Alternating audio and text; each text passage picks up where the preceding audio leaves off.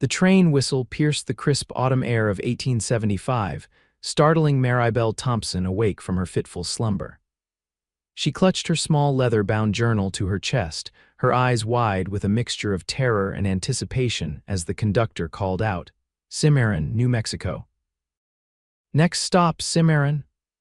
Her heart hammered against her ribs as she gathered her meager belongings, knowing that somewhere on that platform waited Quincy Jameson, her future husband, a man she had never met, a man who had only seen a photograph that was not truly her. Maribel smoothed down her plain brown traveling dress, wishing for the 100th time that she had been honest from the beginning.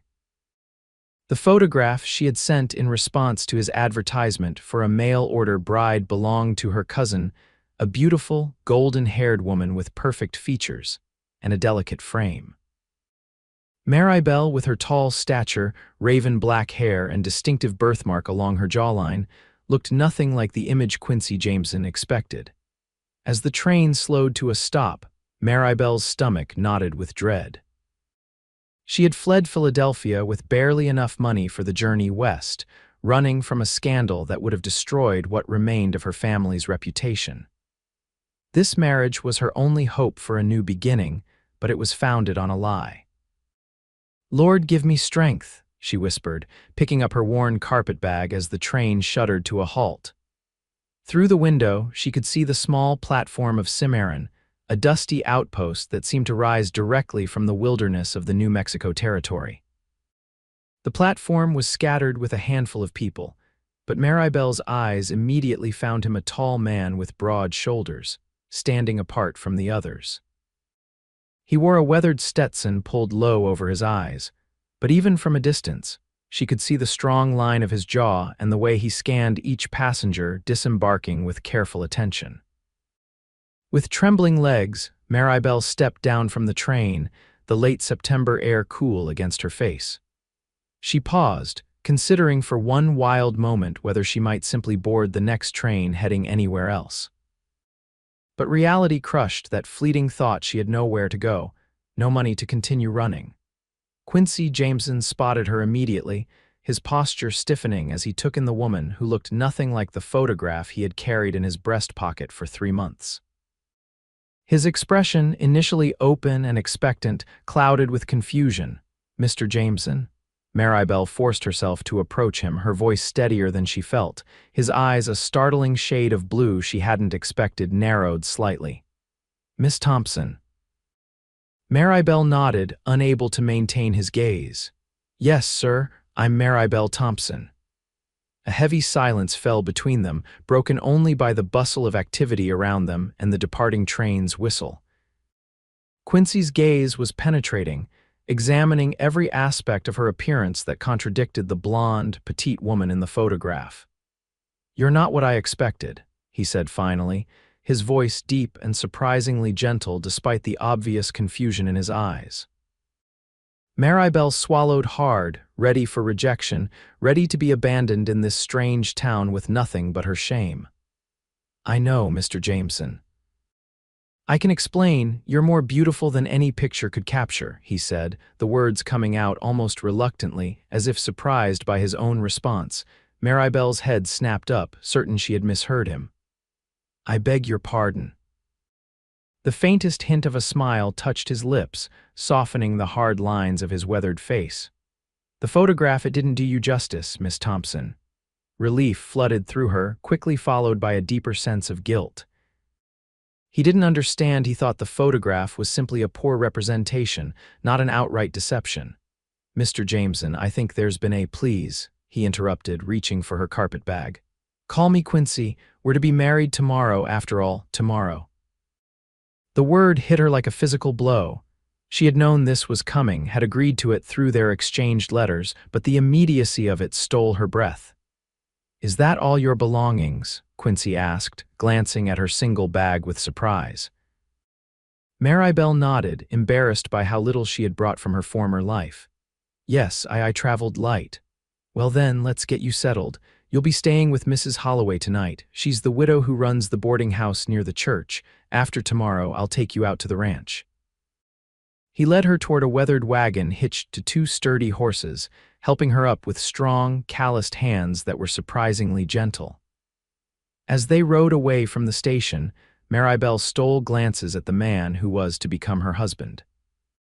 His profile was strong, his expression difficult to read beneath the shadow of his hat. The afternoon sun caught in the stubble along his jaw, highlighting threads of gold in what otherwise appeared to be light brown hair. Cimarron sprawled before them, not quite the primitive outpost she had imagined, but certainly no Philadelphia. The main street boasted several sturdy buildings, including a general store, a small hotel, a saloon, and what appeared to be a bank. People moved about their business, some pausing to glance at the wagon as it passed. "It's not much compared to Philadelphia," Quincy remarked, as if reading her thoughts, "but it's growing. The railroads changed everything, it seems." "Charming," Maribel offered, knowing she needed to start this new chapter with positivity rather than trepidation. Quincy's lips curved slightly. "That's one word for it. Most folks just call it home." As they continued down the main street, Maribel noticed how people nodded respectfully to Quincy. He clearly held some standing in this community. "Your ranch, is it far from town?" she asked, desperate to fill the awkward silence between them. "About an hour's ride southwest." "Good land, though not as much as some. I've got about 200 acres, running mostly cattle with some horses. And you manage it alone." She recalled from his letters that he had mentioned needing a wife to help with the burdens of ranch life. A shadow crossed his face. "Had a partner once. My brother, Robert, he passed 2 years ago." The words were clipped, edged with a grief that still seemed fresh. "I'm sorry," Maribel said softly, instinctively reaching out to touch his arm before thinking better of it and withdrawing her hand. Quincy noticed the aborted gesture and nodded once in acknowledgement. "It's why I wrote for a bride. Ranch is too much for one man, and I'm not the type to hire just anyone to share my home. Figured a wife would have as much stake in the success as I do." The blunt honesty of his statement should have stung. This was a practical arrangement. Not a love match, but Maribel found herself appreciating his straightforwardness. It was better than pretty lies. They arrived at a neat 2-story house painted a cheerful yellow with white trim. A sign reading "Holloway Boarding House" hung from the porch. "This is where you'll stay tonight," Quincy said, bringing the wagon to a halt. "Mrs. Holloway's expecting you. I've arranged for the preacher to meet us at the church tomorrow at noon, if that suits you." The rapid progression of events left Maribel dizzy. "Yes, that would be fine." He helped her down from the wagon, his touch brief but solid. When her feet touched the ground, she found herself looking up at him. He was taller than she'd realized, and despite her own above-average height, she still had to tilt her chin to meet his eyes. "I should warn you," he said, his voice lowered. "People talk in Cimarron. They know I sent for a bride. They'll be curious about you." "I understand," she replied, though the thought of becoming the subject of town gossip made her stomach clench. "Rest well, Miss Thompson. Tomorrow's a big day for us both." With that, he handed her the carpet bag and tipped his hat, a gesture so charmingly formal that it momentarily distracted her from the weight of her deception. As he climbed back into the wagon, Maribel gathered her courage. "Mr. Jameson Quincy, there's something I need to tell you." He paused, looking down at her with those penetrating blue eyes. "Can it wait until tomorrow? Mrs. Holloway's likely got supper waiting, and I've got to see to some business before nightfall." The moment slipped away, her resolve crumbling. "Of course, tomorrow then." With a nod and a gentle flick of the reins, he was gone, leaving Maribel standing before the boarding house with the knowledge that she had just postponed an inevitable confrontation. She had less than a day to decide whether to tell this man the truth about who she was and risk losing everything, or to continue the charade and build a marriage on a foundation of lies. The door to the boarding house opened, revealing a plump, middle-aged woman with kind eyes and gray streaked red hair. "You must be Miss Thompson. Come in, come in. You look half frozen and entirely too thin. We'll fix both those problems before your wedding day." Taking a deep breath, Maribel climbed the steps to the porch, crossing the threshold into her new life in Cimarron. Mrs. Holloway's boarding house was warm and inviting, filled with the delicious aroma of fresh baked bread and stew. The widow herself proved to be a cheerful chatterbox, peppering Maribel with questions about her journey as she showed her to a small but comfortable room on the second floor. Mr. Jameson's paid for the finest room in the house, Mrs. Holloway explained, setting Maribel's bag on a handcrafted quilt covering the bed. He's a good man, Miss Thompson, one of the best in these parts. You know him well? Maribel asked, seizing the opportunity to learn more about her future husband. As well as anyone knows Quincy Jameson, I suppose. Mrs. Holloway smoothed the already pristine quilt. He keeps to himself mostly, especially since Robert passed, but he's fair in his business dealings and generous when folks need help. Last winter, when the miller's barn collapsed under snow, he was first to organize the rebuilding. Donated lumber from his own land, too. The information painted a picture of a man with a strong moral compass which only increased Maribel's guilt. Dinner will be ready in an hour, dear. The washroom's down the hall if you'd like to freshen up. Must have been a long journey from Philadelphia. Alone at last, Maribel sank onto the bed, the events of the day catching up with her. She opened her carpetbag and withdrew a small silver-framed photograph, the only keepsake she'd brought from home. It showed her parents on their wedding day, her mother's smile radiant, her father standing proud beside her. Both were gone now, her father from consumption 3 years past, her mother from pneumonia just 6 months ago. Their deaths had left Maribel alone in the world, save for an uncle, who had made it clear that his charity extended only so far as introducing her to eligible men of his choosing, men who saw her as nothing more than access to what little remained of her father's once substantial fortune. It was her refusal of one such man, her uncle's business partner, a widower 30 years her senior with wandering hands and cruel eyes, that had precipitated her desperate flight west. When her uncle had threatened to spread rumors of impropriety if she didn't accept the match, Maribel had chosen the unknown over certain misery. She had found Quincy Jameson's advertisement in a newspaper. Rancher seeks bride of good character and practical disposition. Must be willing to work hard and live simply. Age 20-30 preferred, correspondence and photograph required. His letters had been straightforward, almost terse at first, but as they exchanged more correspondence, she detected a dry humor and underlying kindness that gave her hope. When he'd sent money for her train ticket, Maribel had been touched by his trust and then immediately consumed with guilt for betraying it by sending her cousin's photograph instead of her own.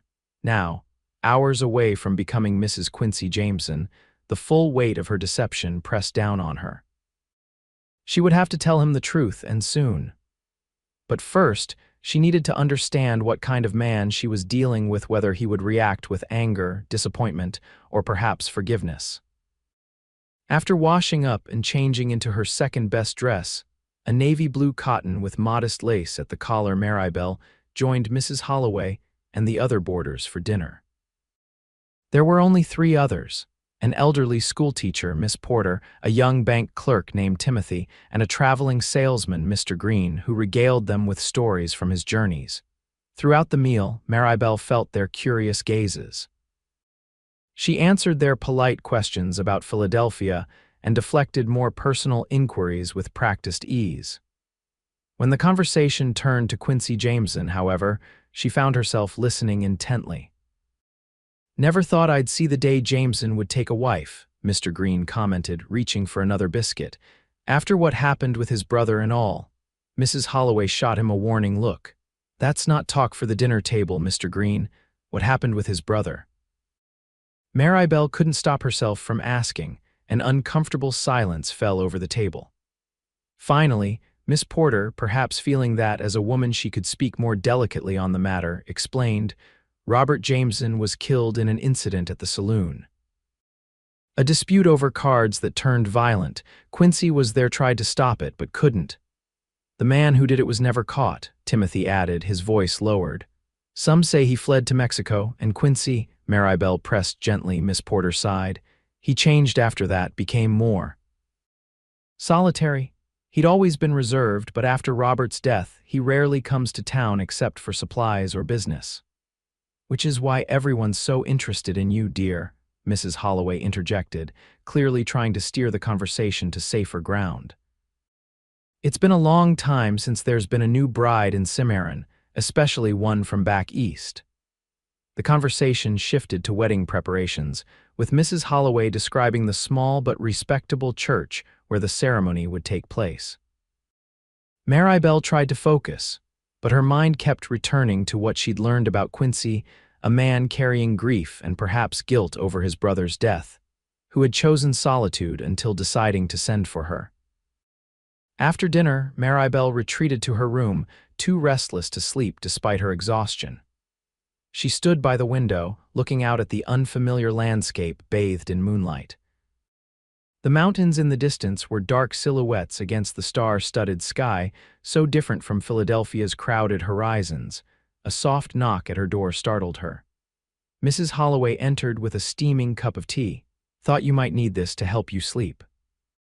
"Wedding nerves are nothing to trifle with." "Thank you," Maribel said, accepting the cup gratefully. Mrs. Holloway hesitated, then sat on the edge of the bed.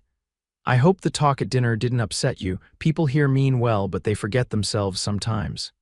"It didn't upset me. I appreciate knowing more about my future husband." The older woman studied her face. "You know, when Quincy told me he'd sent for a bride, I was skeptical. Didn't seem like the type to choose a wife he'd never met. But when he showed me your photograph, I understood." Maribel nearly choked on her tea. "My photograph? Yes, he carried it everywhere, that little picture of a pretty blonde girl. Said your letters showed a practical mind and good heart." Mrs. Holloway smiled kindly. "I must say, though, you're even lovelier in person." "That picture didn't capture your striking features at all." Shame burned through Maribel. Mrs. Holloway mistook her distress for modesty and patted her hand. "Don't you worry about tomorrow. Quincy Jameson may not be one for grand romantic gestures, but he's a man who keeps his promises. He'll be a good husband." After Mrs. Holloway left, Maribel paced the small room, torn between the safety of continuing her deception and the moral imperative to tell the truth. If she confessed before the wedding, Quincy could send her away, and then where would she go? But if she married him under false pretenses, she'd be trapping them both in a union founded on lies. Morning came too quickly. Maribel had barely slept, dark circles shadowing her eyes as she prepared for her wedding day. Mrs. Holloway helped her dress in her best gown, a simple ivory dress with pearl buttons that had once belonged to her mother. "Something borrowed," Mrs. Holloway said, fastening a delicate lace collar around Maribel's neck. "It was my daughter's. She wore it at her wedding 5 years ago." "It's beautiful," Maribel whispered, touching the intricate needlework. "I can't thank you enough for your kindness." "Nonsense. It's not every day we welcome a new bride to Cimarron." Mrs. Holloway stepped back to admire her handiwork. "There now, you look like an angel." Maribel caught her reflection in the small mirror above the washstand. With her dark hair swept up and secured with her mother's pearl combs, wearing the simple ivory dress, she looked nothing like the photograph Quincy carried, the blonde, petite woman with delicate features. How could he have looked at her yesterday and claimed she was more beautiful than the picture? It made no sense, unless... A terrible thought occurred to her. What if he had recognized immediately that she wasn't the woman in the photograph, but had decided to go through with the marriage anyway? Perhaps he was desperate enough for help with his ranch that any woman would do. The idea that he might be deceiving her about his deception was both ironic and crushing. At 11:30, Mrs. Holloway escorted Maribel to the small white church at the end of the main street. Several townspeople had gathered outside, curious to witness the marriage. Maribel felt their eyes upon her as she walked up the steps, her heart pounding so loudly she was certain everyone could hear it. Inside the cool, dimly lit church, Quincy Jameson waited at the altar beside a gray-haired preacher. He wore a clean black suit that looked stiff and uncomfortable on his rancher's frame, his hat absent to reveal thick, light brown hair neatly combed. When he turned and saw her, something flickered in his eyes, surprise, perhaps, or appreciation. With each step down the aisle, Maribel's resolve strengthened. She couldn't begin this marriage with a lie between them. Before she reached Quincy's side, she stopped. "Miss Thompson." The preacher prompted, confusion evident in his tone. Maribel looked directly at Quincy. "Mr. Jameson, before we proceed, there's something I need to tell you, something I should have told you yesterday." Murmurs rippled through the small gathering of witnesses. Quincy's expression remained steady, though a muscle twitched in his jaw. "Perhaps we should step outside," he suggested quietly. "No," Maribel said, her voice stronger than she felt. "What I have to say affects our marriage and should be said here before these witnesses and before God." The preacher looked uncomfortable, but Quincy nodded once, giving her permission to continue. Drawing a deep breath, Maribel forced herself to meet his gaze. "The photograph I sent you wasn't of me. It was my cousin, Elizabeth. I was afraid that if I sent my true likeness, you wouldn't choose me, and I desperately needed to leave Philadelphia." The silence in the church was absolute. Quincy's expression remained unreadable. "I've been dishonest with you, and I understand if you wish to call off the wedding. But I wanted you to know the truth before we took vows before God." For several agonizing heartbeats, Quincy said nothing. Then, to Maribel's astonishment, a smile slowly spread across his face. "Miss Thompson," he said, his voice carrying easily in the hushed church, "I knew that the moment I saw you step off the train." Gasps and whispers erupted around them. "You knew," Maribel stammered. "I may be a simple rancher, but I'm not blind. You look nothing like the woman in that photograph." He took a step toward her, closing the distance between them. "What I said yesterday was true. You are more beautiful than any picture could capture, certainly more beautiful than the one you sent." Relief and confusion warred within her. "But why didn't you say something? Why did you still want to marry me?" Quincy's expression softened. "Your letters. In every letter you wrote, I saw a woman of intelligence, strength, and honesty except about your appearance, which seemed the least important thing to lie about. I figured you must have had your reasons and that eventually you'd tell me the truth." "Which she has now done," the preacher interjected, looking relieved that scandal had been averted. "Shall we proceed with the ceremony?" Quincy held Maribel's gaze. "That depends on Miss Thompson. Now that all cards are on the table, do you still want to become my wife?" The question hung in the air between them. Maribel studied his face, the clear blue eyes that held no judgment, only honest inquiry, the strong features weathered by sun and wind, the slight curve of his lips that suggested he might be easier to laugh than his serious demeanor implied. "Yes," she said finally. "If you'll still have me, knowing I started with a lie. We all have secrets, Miss Thompson, some more than others." He offered her his arm. "What matters is that you had the courage to tell the truth when it counted." Together, they turned to face the preacher, who cleared his throat and began the ceremony. The words washed over Maribel's sacred promises of fidelity, support, and companionship until death parted them. When it came time to speak her vows, her voice was clear and unwavering. Quincy's responses were equally firm, his hand steady as he slipped a simple gold band onto her finger, his mother's ring. He'd explained briefly. "I now pronounce you man and wife," the preacher declared. "Mr. Jameson, you may kiss your bride." Quincy hesitated, perhaps mindful of their audience, but then leaned down to press a gentle, chaste kiss to Maribel's lips. It lasted only a moment, but in that brief contact, Maribel felt a promise not of passionate love, perhaps, but of respect and possibility. As they turned to face the small congregation, now officially husband and wife, Maribel realized with startling clarity that for the first time in months, she felt hope. This marriage might have begun as an arrangement of convenience, founded initially on deception, but perhaps it could grow into something more genuine, something built on the truth they had just established between them.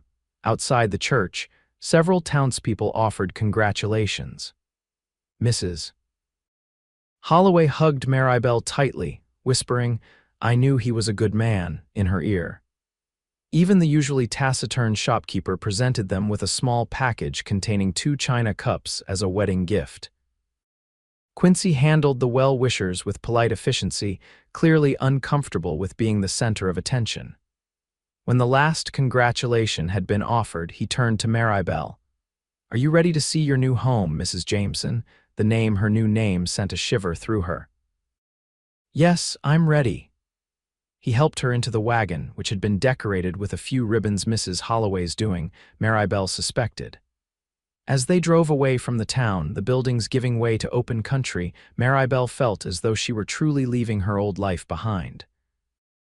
They rode in companionable silence for some time, the steady rhythm of the horses hooves a soothing backdrop to Maribel's whirling thoughts.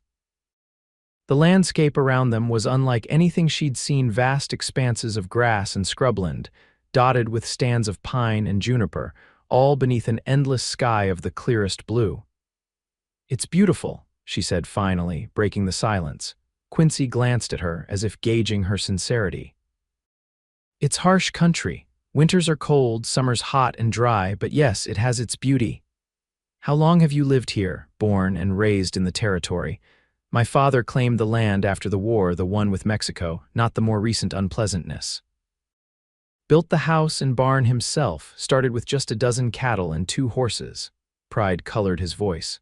"By the time he passed, we had one of the better spreads in the county." Maribel prompted gently, "Me and Robert." The name came easier now, less shadowed by grief. "He was 4 years younger, had a knack with horses that I never mastered, could gentle the wildest Mustang you ever saw." Maribel heard the affection in his voice, the lingering loss. "I'm sorry about what happened to him." Quincy's hands tightened on the reins. "Some things can't be changed. Just have to move forward." After a pause, he added, "What about your family? Your letters mentioned parents who had passed, but little else." Maribel told him about her father's business failures before his death, her mother's decline afterward, and finally, her uncle's attempt to marry her off to his lecherous business partner. "So that's why you needed to leave Philadelphia," Quincy concluded when she finished. "And why you sent a different photograph," Maribel nodded, embarrassment heating her cheeks. "I was afraid no one would choose me if they saw my true appearance. I'm not conventional." Quincy's gaze swept over her, not in the predatory way her uncle's friend had looked at her, but with genuine consideration. "Conventional is overrated, Mrs. Jameson, especially out here." The conversation lapsed into silence again, but it was different now, easier, with some of the tension dissolved by their mutual honesty. As they crested a gentle rise, Quincy pointed ahead. "There it is, Jameson Ranch." Before them stretched a modest but well-maintained property. A sturdy 2-story house of weathered wood stood near a large barn and several outbuildings. A corral held several horses, and beyond, Maribel could see cattle grazing on the rolling grassland. A small creek cut through the property, its banks lined with cottonwoods showing hints of autumn gold. "It's lovely," she said, and meant it. Though smaller than she'd imagined, the ranch had a solid, welcoming appearance that spoke of care and hard work. Quincy guided the horses to the front of the house and set the brake. Before Maribel could climb down, he was beside the wagon, offering his hand. As she stepped down, her foot caught in her dress, pitching her forward. Quincy caught her easily, his strong hands steadying her by the waist. For a moment they stood very close, his face mere inches from hers. Maribel caught her breath at the unexpected proximity, at the warmth of his hands through the fabric of her dress. Quincy seemed equally affected, his eyes darkening slightly before he stepped back, releasing her. "Welcome home, Mrs. Jameson." The interior of the house surprised Maribel. Though simply furnished, it was clean and well organized, with a large kitchen and dining area, a comfortable sitting room with a stone fireplace, and a small study lined with bookshelves. Upstairs were 3 bedrooms, the master bedroom which would now be theirs, a smaller room that had belonged to Robert, and a third that Quincy explained had been intended for guests, but had never been used as such. "You keep a nice home," Maribel observed, running a finger along a polished oak table that showed no trace of dust. "Mrs. Benson from town comes out twice a month to give it a proper cleaning," Quincy admitted. "I manage the basics, but—" He shrugged, a hint of color touching his cheekbones. The domesticity of the moment struck Maribel. This man, her husband of barely 2 hours, showing her the home they would share. It was simultaneously ordinary and extraordinary. I'll show you around the rest of the property after you've had a chance to settle in, Quincy said, carrying her carpet bag upstairs to the master bedroom. The room was spacious, dominated by a large bed with a handcrafted wooden frame. A patchwork quilt covered it, the intricate stitching revealing careful craftsmanship. My mother made that, Quincy said, noticing her admiring the quilt. She was always working on some piece of needlework or another. Maribel touched the fabric gently. It's beautiful work. An awkward silence fell between them. Their bed seemed suddenly very prominent in the room. I'll leave you to unpack, Quincy said, clearly sensing her discomfort. Take your time. When you're ready, I'll be outside seeing to the horses. Alone, Maribel sat on the edge of the bed, the events of the day catching up with her. She was married.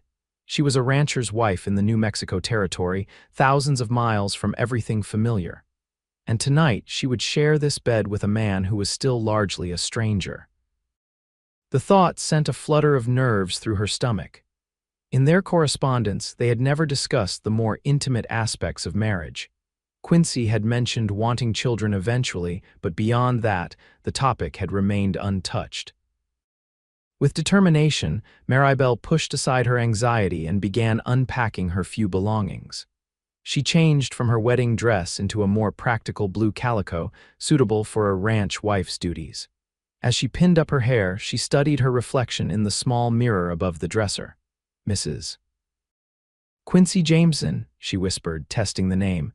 It felt foreign on her tongue, but not unpleasant. Downstairs, Maribel explored the kitchen, familiarizing herself with where things were kept. The pantry was well stocked with staples: flour, sugar, coffee, dried beans, and preserves. It spoke of Quincy's practical nature that he had prepared for her arrival by ensuring the household was properly supplied.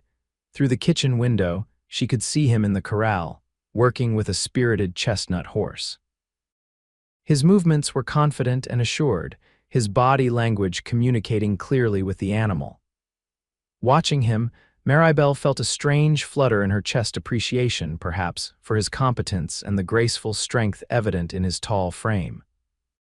When he finished with the horse, Quincy showed her around the property: the barn with its hayloft and tack room, the chicken coop where a dozen hens provided eggs, the vegetable garden now winding down for the season but still producing squash and late tomatoes, and the smokehouse where meat was preserved. It's a lot to take in, Quincy acknowledged as they walked back toward the house. Don't worry about learning everything at once.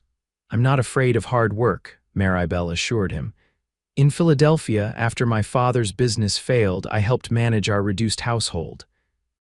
I can cook, clean, and sew, though I'll admit I've never milked a cow or collected eggs from temperamental hens. A smile touched Quincy's lips. You'll learn, those hens are more bark than bite. The day passed quickly, with Maribel helping prepare a simple supper from the supplies in the pantry while Quincy attended to the evening chores. They ate at the kitchen table, the conversation flowing more easily than Maribel had expected. Quincy told her about the neighboring ranches, the challenges of the last severe winter, and his plans to expand his herd in the spring. As darkness fell, however, the awareness of what was to come grew between them. After the dishes were washed and put away, they stood in the kitchen, the lamplight casting a warm glow over their features. It's been a long day, Quincy said finally. You must be tired from your journey and all the excitement. Maribel nodded, her mouth suddenly dry. Yes, quite tired. I'll bank the fire and be up shortly, he said, his voice carefully neutral. Upstairs, Maribel changed into her nightgown behind a folding screen, her hands trembling slightly as she loosened her hair and brushed it out. When Quincy entered the room some minutes later, she was sitting on the edge of the bed, trying to appear calmer than she felt. He carried a lamp, setting it on the dresser before turning to face her. In the soft light, his features seemed softer, the usual reserve in his expression replaced by something more vulnerable. Maribel, he began, using her given name for the first time, I want you to know that I don't expect. That is, I understand that we're still getting to know each other. Relief flooded through her. Thank you, she whispered. Quincy nodded, then moved to the other side of the bed. He removed his boots and outer clothing but kept on his long underwear out of propriety. As he slipped under the quilt, keeping a respectful distance between them, Maribel felt both gratitude for his consideration and a strange, unexpected pang of disappointment. "Good night, Maribel," he said, extinguishing the lamp. "Good night, Quincy," she replied, lying rigidly on her side of the bed, acutely aware of his presence mere inches away. Despite her exhaustion, sleep eluded her. She listened to Quincy's breathing as it gradually deepened and slowed, indicating he had drifted off. Only then did she allow herself to relax, turning to study his profile in the faint moonlight filtering through the window. In sleep, the hard lines of his face softened, making him appear younger, less burdened. Maribel found herself wondering about the experiences that had shaped him: the loss of his brother, the lonely years managing the ranch alone, the decision to send for a mail-order bride. What kind of man was he beneath the reserved exterior? What did he truly want from this marriage? These questions followed her into an uneasy sleep, where her dreams were a confusing blend of Philadelphia drawing rooms and New Mexico landscapes, with Quincy Jameson standing between the two worlds, always just out of reach. Maribel woke to the soft glow of dawn and an empty bed.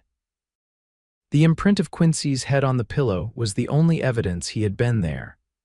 From outside came the sounds of ranch life already in progress: a rooster crowing, cattle lowing in the distance, the neigh of a horse. She dressed quickly in a practical brown skirt and white blouse, pinning her hair in a simple knot at the nape of her neck. Downstairs, she found the kitchen empty but the coffee pot warm on the stove. Quincy had risen early but had thought to prepare coffee before heading out to his chores. The small consideration touched her. Maribel poured herself a cup and stepped onto the porch, breathing in the crisp morning air.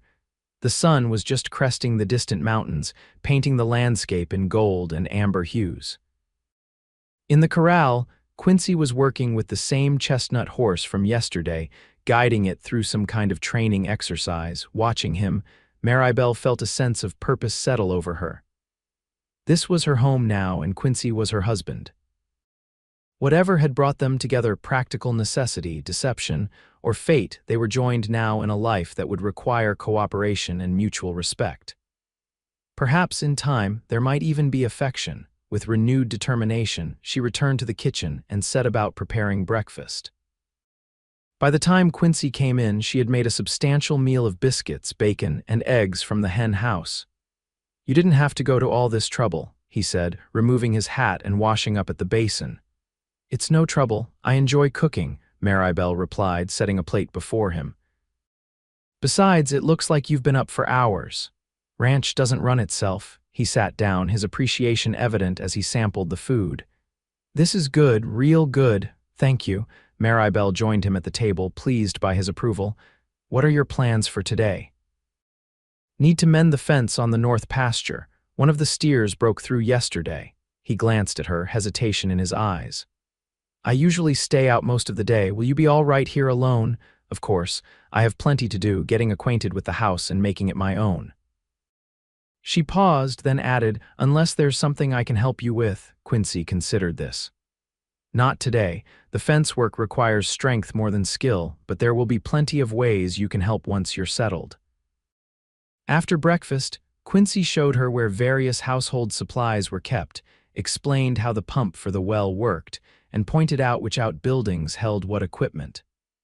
It was a practical orientation to ranch life, delivered in his straightforward manner. "I should be back by sundown," he said as he prepared to leave, loading tools into a small wagon. "If you need anything urgent, the Miller's place is just over that rise to the east. Mrs. Miller would be glad to help." "I'll be fine," Maribel assured him, touched by his concern. Quincy nodded, then hesitated, as if uncertain how to say goodbye. Finally, he reached out and squeezed her hand briefly. "Have a good day, Mrs. Jameson." The simple gesture, coupled with the formal use of her new title, sent an unexpected warmth through Maribel. "You too, Mr. Jameson." "Be careful with that fence." A ghost of a smile touched his lips. "Always am." With Quincy gone, Maribel set about exploring her new domain more thoroughly. The house, while well-maintained, showed signs of being a bachelor's residence, functional but lacking certain feminine touches. The curtains were faded, the cushions on the chairs well-worn, and there were few decorative items beyond a couple of landscape paintings and a shelf of books. In what had been Robert's room, Maribel found evidence of a life cut short: a carved wooden horse on the dresser, a book of poetry with a bookmark still in place, a jacket hanging on a hook that looked as if its owner might return at any moment to claim it. The discovery gave her pause. Quincy had kept his brother's room intact, a shrine to memory. It spoke of a grief still raw, a loss not fully processed. Maribel closed the door gently, respecting the private pain it represented. The rest of the day passed in a flurry of activity as Maribel cleaned, organized, and familiarized herself with the rhythm of ranch life. She collected eggs from the henhouse, finding the hens indeed more intimidating than she'd expected, kneaded dough for fresh bread, and aired out linens that had been stored away. By late afternoon, she had transformed the main living spaces, adding small touches that made the house feel more like a home: a vase of wildflowers on the dining table, cushions rearranged for better comfort, shelves dusted and reorganized to highlight Quincy's modest collection of books. As promised, Quincy returned at sundown, looking tired but satisfied with his day's work. He paused in the doorway, taking in the changes Maribel had made to the house. "You've been busy," he observed, his tone unreadable. Maribel suddenly worried she had overstepped. "I hope you don't mind." "I thought it could use a woman's touch." Quincy's expression softened. "I don't mind at all. It looks like a home again." The simple statement contained volumes acknowledgement that the house had ceased to feel like a home after his brother's death, appreciation for Maribel's efforts to change that, and perhaps a tentative acceptance of her presence in his life. Over dinner, Quincy described his day's work while Maribel shared her discoveries around the ranch. The conversation flowed more naturally than it had the previous evening, the awkwardness of new marriage beginning to fade into a cautious camaraderie. As they washed the dishes together, Quincy insisting on helping despite Maribel's protests that she could manage, he asked about her life in Philadelphia. "You mentioned your father's business failures, but what was your life like before that? Your education, your interests?" The question surprised her. Few men in her experience had shown genuine curiosity about a woman's mind or past. "I attended Miss Harrington's school for young ladies until I was 17, Maribel said, drying a plate. "It was a good education, as these things go: reading, writing, arithmetic, music, and the social graces a lady is expected to possess." "And did you enjoy it? The learning, I mean." Maribel considered this. "Parts of it.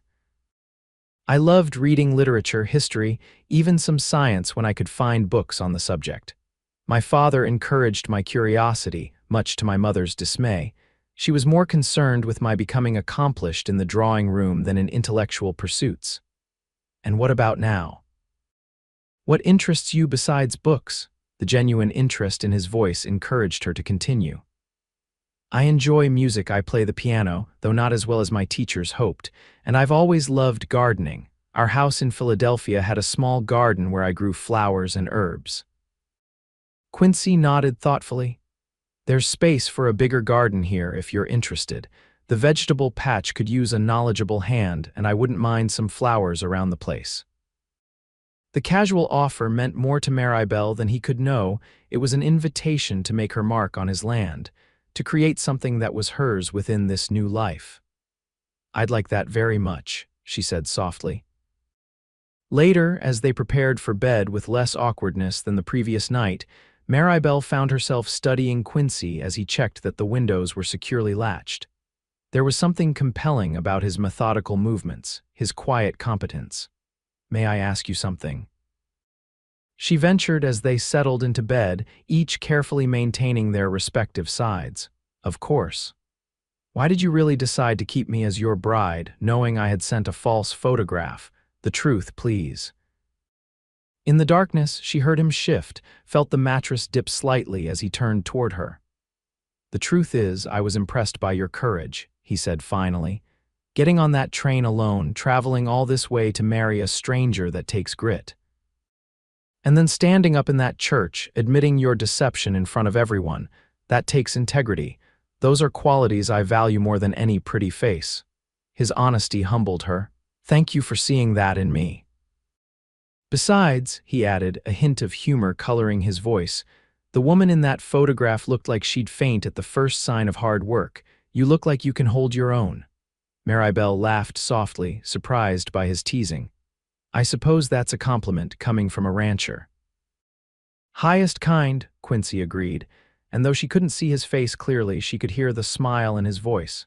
They fell silent, but it was a comfortable silence now, filled with the beginnings of understanding. As sleep claimed her, Maribel realized that for the first time since her mother's death, she felt safe, not just physically protected, but emotionally anchored to something real and promising. The days that followed established a routine. Quincy rose before dawn to begin his chores, while Maribel managed the household and gradually took on more responsibilities around the ranch. She learned to milk the cow, tend the vegetable garden, and help with the endless tasks that kept the ranch functioning. Quincy proved to be a patient teacher, showing her how to handle the animals and operate the various tools and equipment. He never criticized her mistakes, instead offering quiet guidance and occasional words of praise that meant more to her than flowery compliments ever had. Their evenings were spent in simple companionship, sharing meals, discussing the day's events, and sometimes reading by the fire. Quincy, Maribel discovered, had a surprisingly extensive knowledge of literature for a man who had spent his life on a ranch. His father had valued education, he explained, and had amassed the collection of books that now filled the shelves in the study. Robert was never one for reading, Quincy told her one evening as they sat before the fire, Maribel mending a shirt while he cleaned a harness. He preferred action to words, always the first to volunteer for a cattle drive or breaking a wild horse. And you, Maribel asked, glancing up from her stitching, did you prefer books to adventure? A distant look crossed Quincy's face. I liked both in different ways. The books took me places I'd never seen, gave me ideas I might not have had otherwise, but there's something about this land, about working it with your hands. He gestured vaguely, searching for words. It gets in your blood.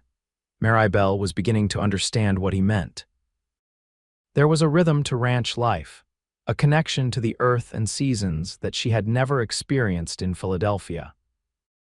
Despite the hard work, there was satisfaction in seeing immediate results of her labor, bread rising in the oven, vegetables growing from seeds she had planted, animals responding to her care. As September gave way to October, the nights grew cooler, and Maribel and Quincy found themselves drawing closer in the bed they shared initially for warmth, then gradually, with increasing awareness of each other. They had maintained a chaste marriage thus far, both seemingly content to develop trust before intimacy, but the growing attraction between them was undeniable.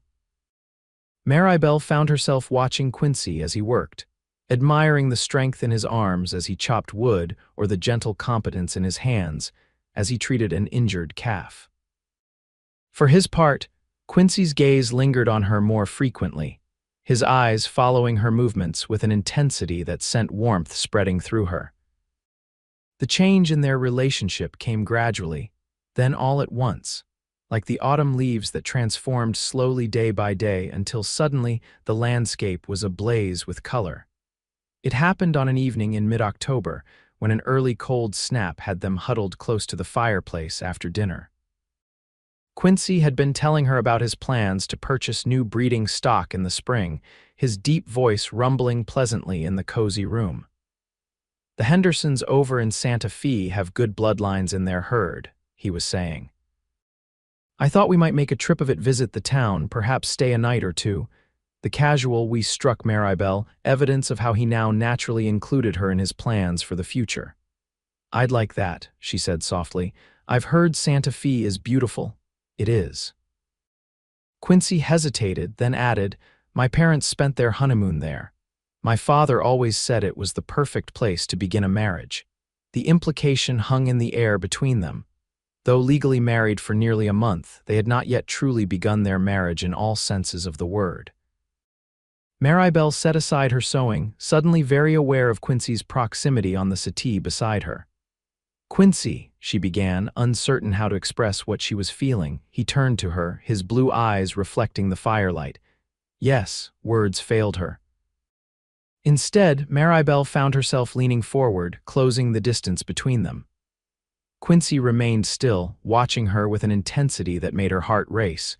When their lips met, the contact was gentle at first, exploratory.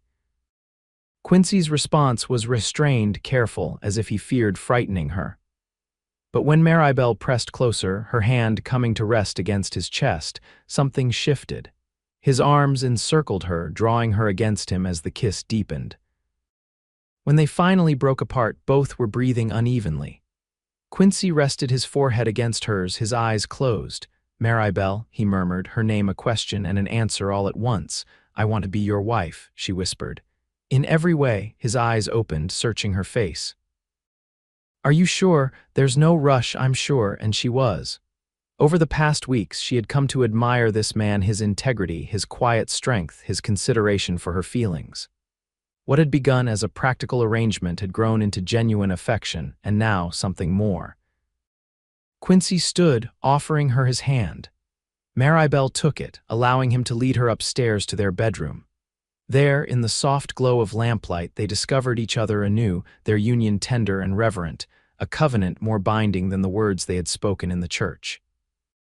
Afterward, lying in the circle of Quincy's arms, Maribel felt a profound sense of rightness. This was where she belonged, with this man, in this life they were building together. "I never expected this," Quincy confessed, his voice low in the darkness. "When I sent for a bride, I hoped for companionship, help with the ranch. I never thought." "What?" Maribel prompted when he trailed off, his arms tightened around her. "I never thought I'd find someone who would make me feel whole again." The simple, honest words moved her deeply. "Nor I," she whispered. "After everything I lost in Philadelphia, I didn't think I'd find a place to belong again." Quincy brushed a kiss against her temple. "You belong here, Maribel, with me." In those words, Maribel found the answer to the question that had haunted her since stepping off the train in Cimarron, whether a marriage built initially on deception could ever become something true and lasting. The answer, she now knew, was yes, if both parties were willing to risk their hearts. As autumn deepened into winter, the bond between Maribel and Quincy strengthened. Their days were filled with the hard work of preparing the ranch for the cold months ahead, storing food, repairing buildings, ensuring the livestock had adequate shelter and feed. Their nights were spent in the warmth of each other's arms, their growing love a bulwark against the harsh weather that swept down from the mountains. December brought the first heavy snow, transforming the landscape into a glittering expanse of white. Maribel, who had never experienced winter outside a city, marveled at the pristine beauty even as she learned to cope with the practical challenges it presented. "It's like something from a fairy tale," she said one morning, standing on the porch with Quincy, watching the sunrise paint the snow-covered land in shades of pink and gold. Quincy wrapped an arm around her waist, drawing her against his side.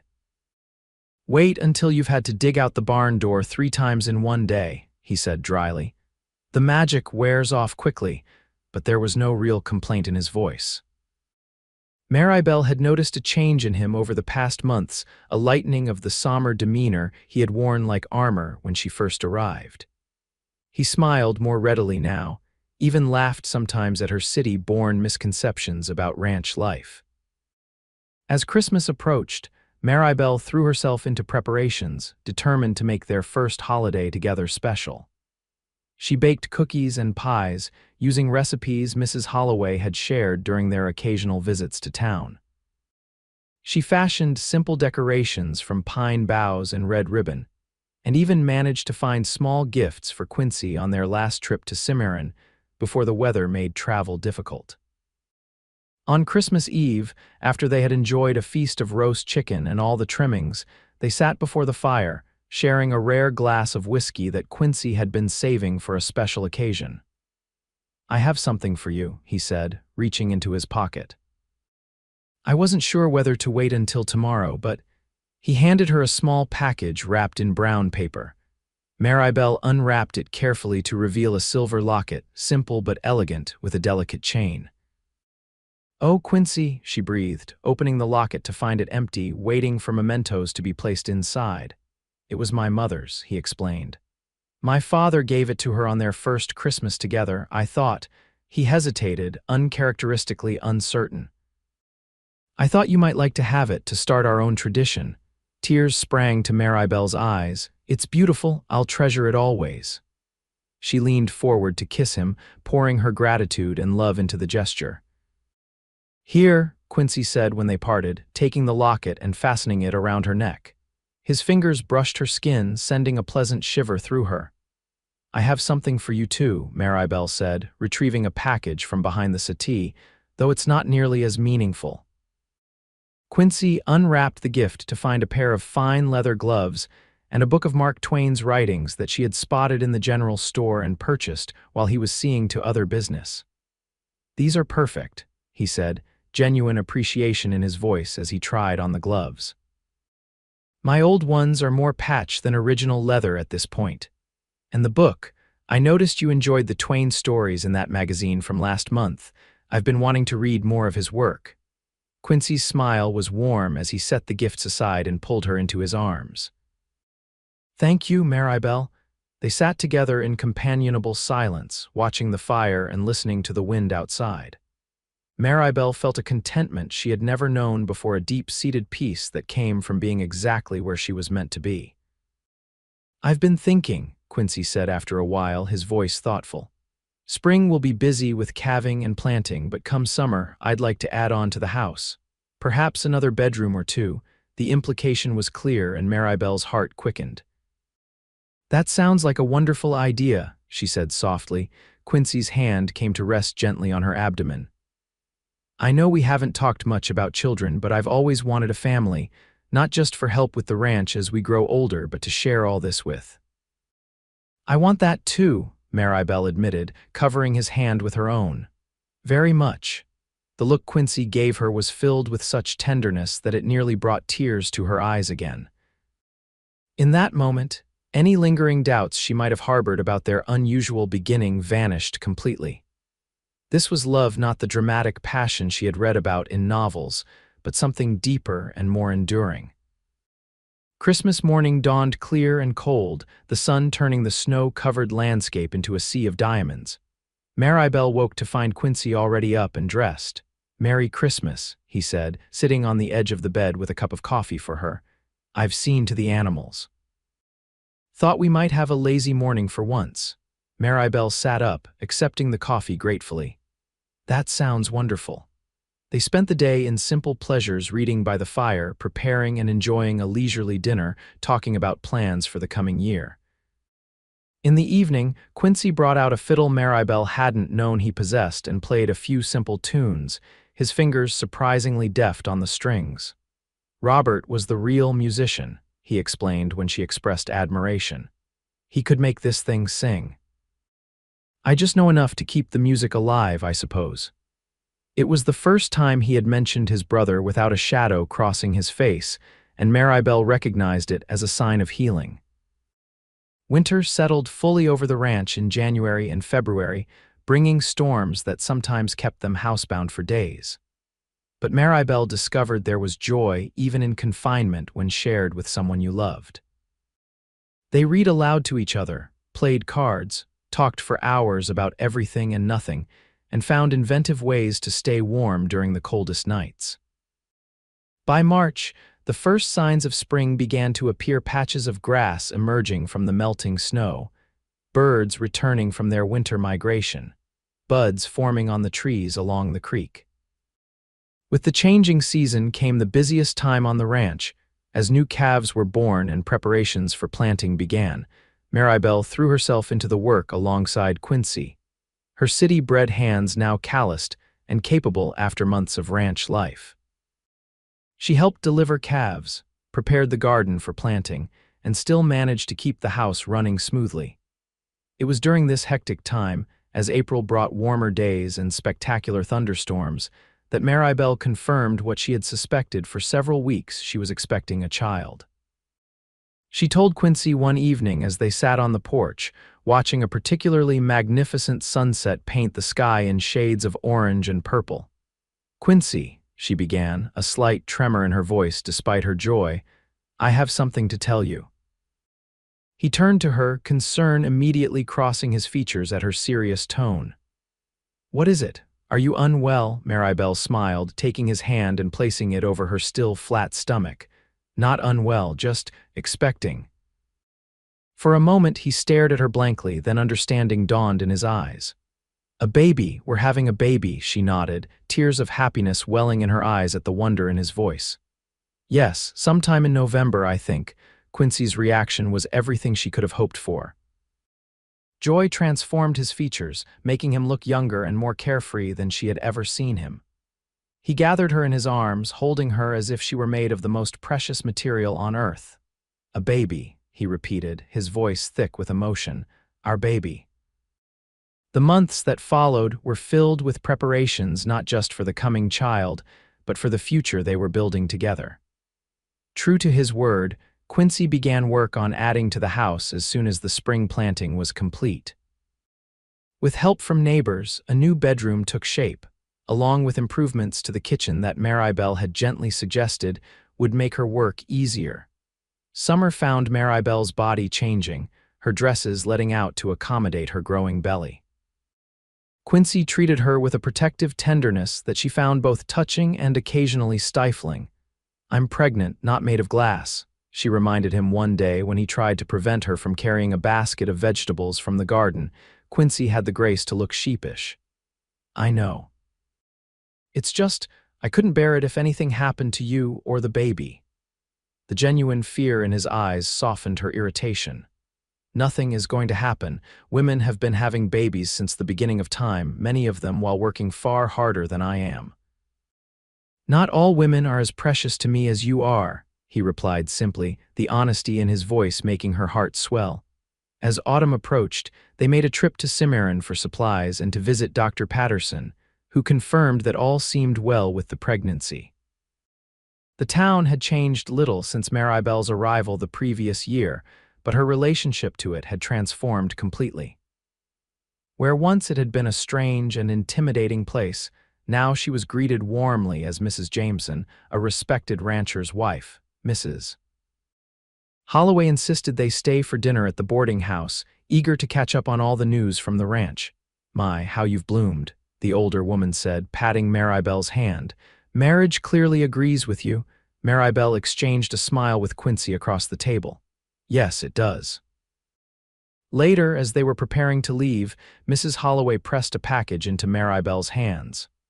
"A little something for the baby," she explained. "I've been working on it since I heard your happy news." At home, Maribel unwrapped the gift to find a beautifully crafted baby quilt, each square showing a different animal or scene from ranch life. "She must have worked on this for months," Maribel marveled, running her fingers over the intricate stitching. Quincy examined the quilt with appreciation. "The people here, they look after their own, and you're one of us now, Maribel, have been since the moment you decided to stay." The words warmed her. From a mail-order bride with a false photograph to a beloved wife and soon-to-be mother, her transformation felt complete. November brought early snow and, with it, the birth of their son. After a labor that lasted through the night and into the following day, Maribel delivered a healthy boy with a shock of dark hair and eyes that, while newborn blue, already showed signs of changing to match his father's. "He's perfect," Quincy whispered, cradling his son with hands that seemed impossibly large next to the tiny infant. "What shall we name him?" They had discussed names but hadn't settled on one, wanting to meet their child first. Looking at the baby now, his father's features already evident in the shape of his chin and brow, Maribel knew. "Robert," she said softly. "Robert Quincy Jameson." Tears glistened in Quincy's eyes as he nodded, too overcome to speak. In that moment, a circle seemed to close, grief giving way to new life, the past honored even as they moved toward the future. The first year of little Robert's life brought changes to the ranch and to their family. Quincy hired a hand to help with the more demanding work, allowing him to spend more time close to home. The garden Maribel had started flourished, providing not just for their table but enough extra to sell or trade in town. And the house continued to evolve, becoming more of a home with each passing season.